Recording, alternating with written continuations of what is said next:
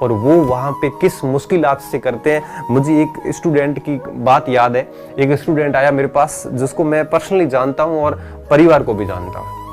आया वहाँ पे अच्छे खासे कपड़े पहने हुए, बहुत अच्छे से तैयार हो रखा था और काफ़ी बात करी मेरे से और बातें करने के बाद मुझे लग गया कि ये पढ़ तो नहीं रहा है। और बातें यूँ ही हवाई बातें कि कैसे तैयारी करूँ, मुझे IAS की करनी है, फिर कह रहा मुझे RS की करनी है, ये करना है वो करना। फिर लास्ट में क्या हुआ, उसके बाद वो तो वहाँ से चला गया।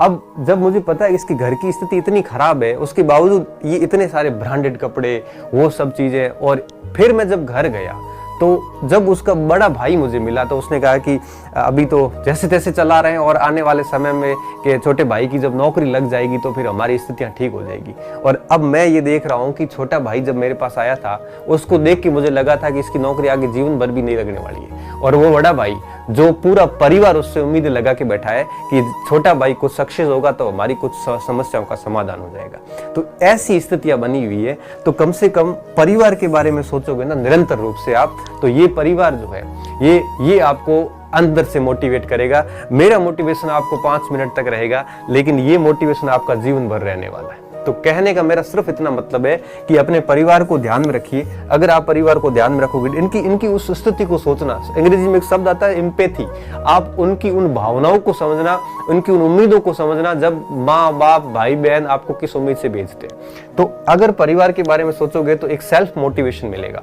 और जब सेल्फ मोटिवेशन होंगे तो डेफिनेटली पढ़ते जाओगे। क्योंकि जब भी कुछ गलत काम करने लगोगे, उस समय जैसे ही परिवार को देखते आपके दिमाग में आएगा नहीं ये काम मुझे नहीं करना है।